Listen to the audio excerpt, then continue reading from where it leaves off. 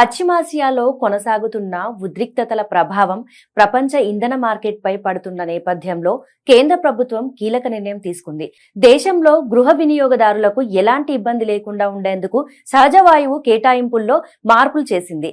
ఇకపై ఎల్పీజీ ఉత్పత్తి, CNG, piped వంట గ్యాస్ సరఫరాలకు ఇతర రంగాల కంటే అధిక ప్రాధాన్యం ఇవ్వాలని ఆదేశించింది.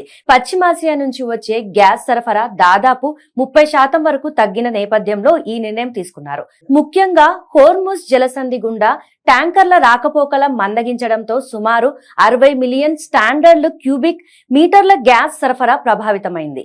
దీంతో ప్రస్తుతం అందుబాటులో ఉన్న ద్రవీకృత సహజ వాయువును తిరిగి వర్గీకరించారు. గృహ వినియోగానికి సంబంధించిన ఎల్పీజీ, సిఎన్జి, పిఎన్జి అవసరాలను 100% తీర్చేలా చర్చలు తీసుకున్నారు. వాణిజ్య వినియోగదారులకు సుమారు 80%, ఎరువుల పరిశ్రమలకు 70% సరఫరా కొనసాగుతుంది. ఇదిలా ఉండగా వాణిజ్య గ్యాస్ సిలిండర్ల కొరత కారణంగా కొన్ని నగరాల్లో హోటళ్లు, రెస్టారెంట్లు ఇబ్బందులు ఎదుర్కొంటున్నట్లు సమాచారం.